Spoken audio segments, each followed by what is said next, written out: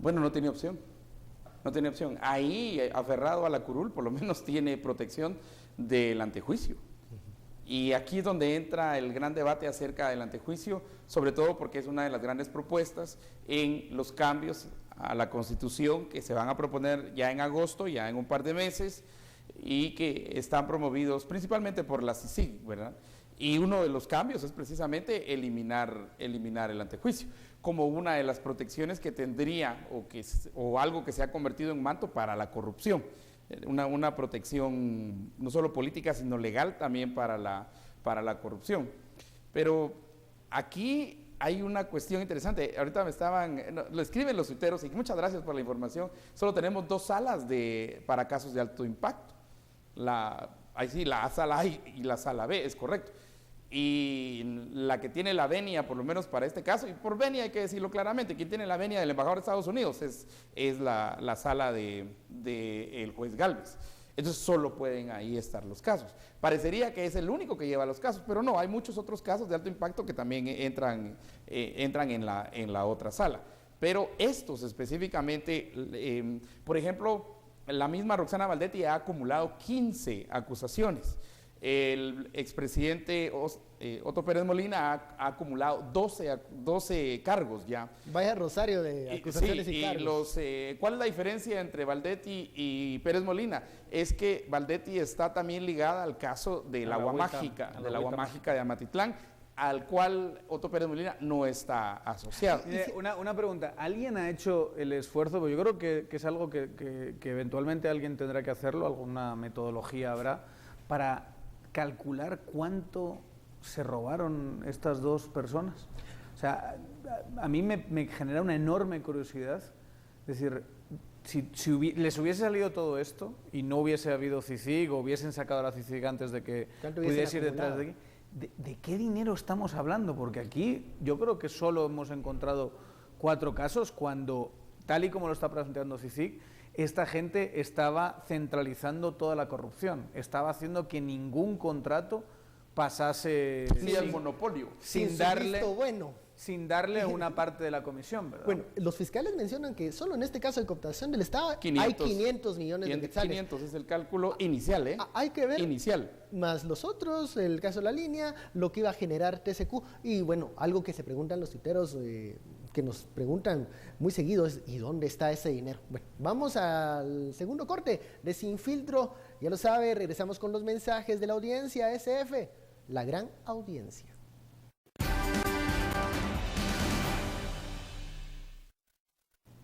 Regresamos a Sin Filtro, este es el tercer bloque y eso significa que vamos con los mensajes de la audiencia, que bueno, enriquece este foro con los mensajes que envían con la etiqueta SF, la gran audiencia. Leamos.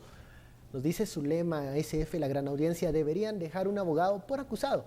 Eso a veces parece un mercado, debería haber más.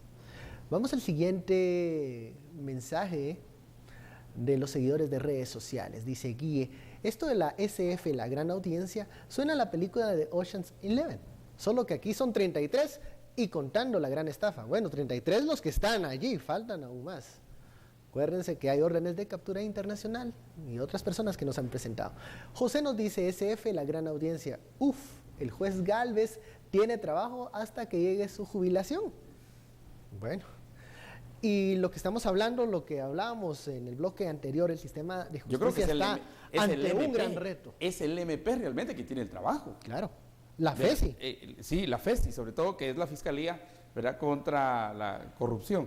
Pero aquí, otra vez, y hay muchos tweets que están diciendo, y yo los comparto, el juez Gálvez es muy capaz, y no está donde está por otra razón, está por su capacidad, y ya lo hemos visto. O sea, eso no hay que, es algo que no hay que comprobar, sino que ya hemos visto, pero también es humano, los límites. Estos casos son impresionantes, pero el trabajo principal al final del día es el Ministerio Público, y ahí es donde precisamente entra CICIG y MP en un trabajo conjunto para poder hacer casos sólidos. Ojo que esta es solo la primera audiencia. Esto Y no es se ha la terminado. primera vez. No se ha terminado esta primera audiencia. De aquí ¿no? va a llegado. ser si son Ligados a proceso o no. o tienen libertad condicional, como ha pasado en otros casos de alto impacto, que les han dado medida sustitutiva, que es dinero a cambio de, por ejemplo, arresto domiciliar, ¿verdad? Con estos 33 señalados, Daniel, y siguiendo lo que dice Estuardo, falta que se termine esta primera audiencia, que el juez decida que si van a ser ligados o no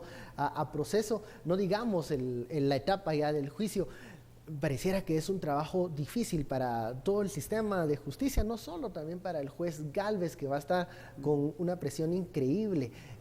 La ciudadanía, ¿qué tiene que hacer en estos momentos que está expectativa alrededor, que esperan ya una condena, una resolución? Esto va a llevar tiempo.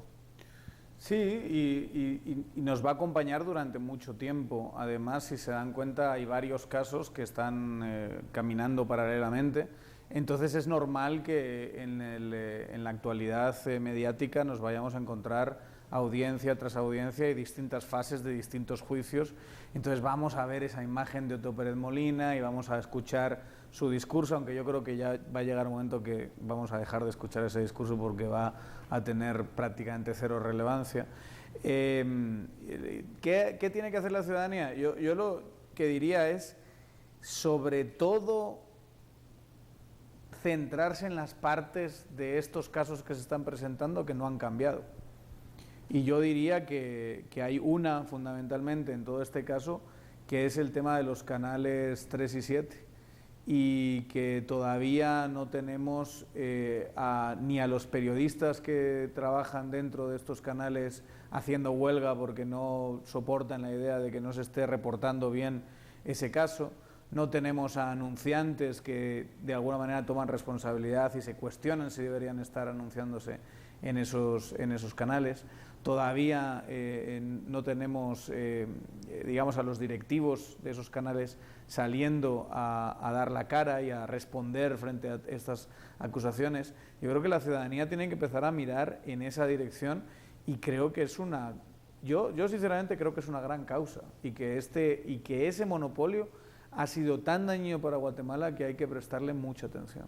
Claro, y sobre todo en el tema de analizar de dónde vienen todas estas personas que buscaban al momento de financiar un partido político. En esa ocasión fue el Partido Patriota, pero podría ser cualquiera, ¿no? En este sistema de partidos políticos actual, podría ser... Si vas a la otro. UNE, si vas al tiempo que ganó la UNE de 2008, es lo mismo. O sea, se repetía el mismo mecanismo. El mismo mecanismo se ha repetido siempre. Todos los políticos tenían que pasar por el Ángel. Así se le decía. Todos tenían que ir a visitar a San Ángel, a Miami. O sea, eso no, que nos atendiera. de hecho, el político se sentía así cuando regresaba de Miami. Le contaba a uno de periodistas, pues que yo ya fui a Miami. Fíjate que yo tengo el apoyo de Ángel. Así le decía uno. Yo no soy vetado, decían así, en el Congreso de la así República. así como voy a ganar porque tengo el apoyo de Ángel. Y uno decía, o sea que no tenés capacidad lo que me estás diciendo. Necesitas siempre, ahí sí que al ángel y no a la guarda. La imagen. Sí, para tener esto, pero se sentía ¿Y qué clase bien. política tan cobarde, perdón, pero durante años esta persona mantuvo, y esta estructura, porque en realidad es toda una estructura, mantuvo este imperio de mentiras que yo creo que se está desmoronando, y no escuchaste un solo político que saliese a enfrentar a esta persona y a esta estructura?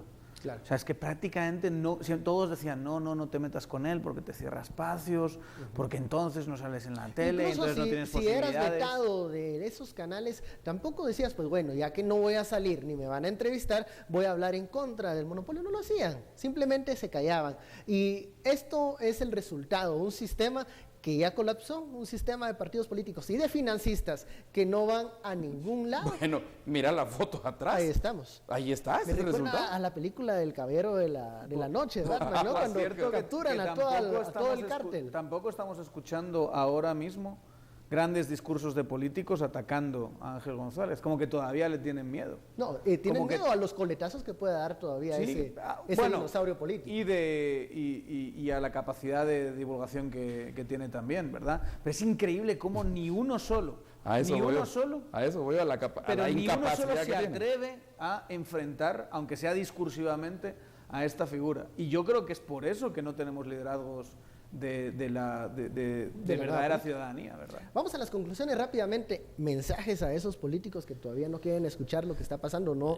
O ven la tormenta y no se rodillan, Estorro. Mira, yo voy en otra línea en mis dos conclusiones. Primero, el primer caso, que le llevó casi 12 meses, el primer caso que fue la línea 1, abril del año 2015 al 2016, que mira por dónde va. ¿Cuánto le tomará expedientes y otros delitos, por ejemplo, contra Otto Pérez Molina y Valdetti? Si haces un cálculo ahí de meses por casos, estás hablando... Hay que esperar, hay que esperar, hay que tener paciencia. No es rápido, es un juez, el juez Gálvez el que lleva esto. El MP también tiene que ser más eficiente en presentar la evidencia. Esto no es rápido, la ley tiene otro. Y segundo, para mí sí es muy importante y hay que considerarlo en todo el análisis, es la seguridad, principalmente del juez Gálvez, por supuesto que del juez Gálvez, pero también de los acusados. Claro. Porque lo peor que nos puede pasar ahorita es que se le cayó una uña no sé. El silencio de estas personas sí, también, ¿no? y hay cuestiones de seguridad que hay que ver dentro de todo este caso. Supongo que el organismo judicial está viendo eso, que tenemos que tomar en consideración. Daniel, rápidamente la conclusión. La conclusión es que estamos en el lunes post-tsunami, ¿verdad? Y que es un buen momento para reflexionar hasta qué punto el golpe está haciendo tambalear el sistema o no. Pero me sorprende mucho lo que estábamos diciendo antes, que ninguna figura política tenga los arrestos de antes de que ya esté en el suelo tendido Ángel González y su imperio, a salir a hablar de una forma contundente contra una estructura que ha estado mintiendo a los guatemaltecos durante décadas. Es el monopolio de la televisión. Muchísimas gracias, Daniel Estorro, por este análisis de SF, la gran audiencia. Muchísimas gracias a usted también, que nos sigue y nos prefiere. Esto fue Sin Filtro, el espacio en donde usted saca sus propias conclusiones. Feliz noche. Nos vemos mañana.